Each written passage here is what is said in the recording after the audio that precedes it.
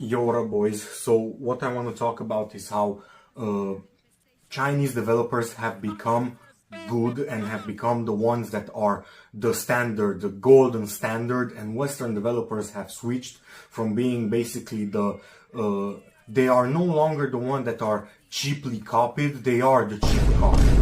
Or not quite, because if they were a copy, the actual products would be better. They are some sort of amalgamation of stupid ideologies.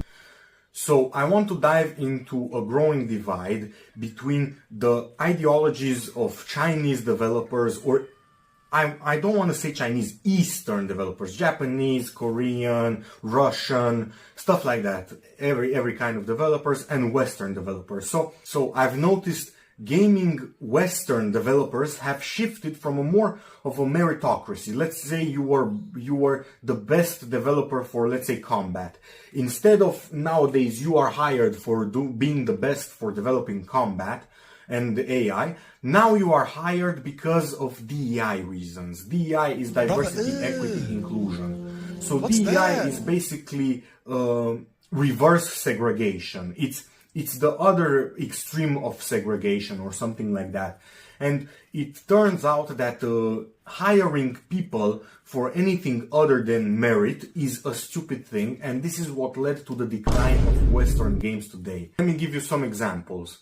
Starfield, Dragon Age Veilguard, Concord, many more examples. But this is just skimming the top of the surface. If this was an iceberg, we are not even in the water yet.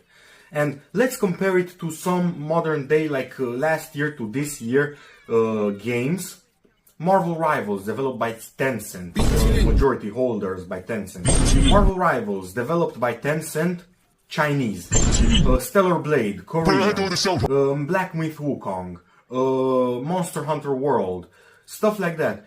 Games that are Eastern developed. So even games like Stalker, which appeal to a very wide audience. This is Eastern, and of course there are, to every generality there is an exception. Baldur's Gate, if I remember correctly, they're Northern, so it's Belgium. I forget, it's like a northern country in the EU. I forgot which one it is. Anyway, this still doesn't make me wrong. This shift has been happening for quite some time, and I thought I might talk about it.